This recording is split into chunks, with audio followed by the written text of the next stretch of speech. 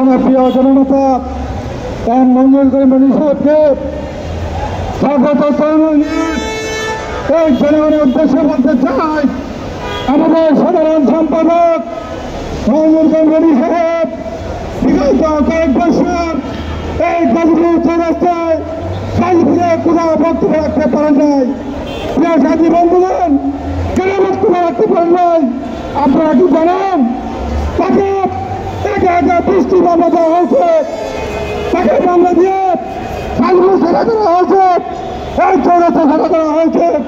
প্রিয় সাথী বন্ধুগণ, গতকালকে ছাত্র জনতার আন্দোলনের মুখে বর্তমান যে সরকার এনেছে এই গণতান্ত্রিক পর্যায়ে বিচার কার্য পরিচালিত হচ্ছে।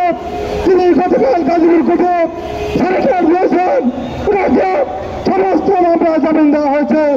আজকে আমরা উনি আমাদের মাঝে উপস্থিত হয়েছেন। পানি পিতা গাজীপুরের মাটি মানুষের নেতা অধ্যাপক মন্ডলকে তুলে নিঃশেষ করে দেওয়া হয়েছে।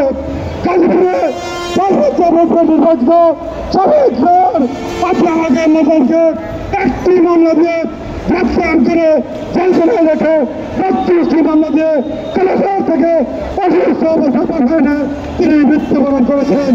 আমরা তাদের কামনা করছি আগামী দিনে সেনার সাধারণ সম্পাদক ঘোষণা দিয়েছেন গাজীপুরের প্রতিটি অঞ্চলে রাজপথে আমাদের সাথে থাকবেন আগামীকাল থেকে। আমি ওনার দীর্ঘায়ু কামনা করছি।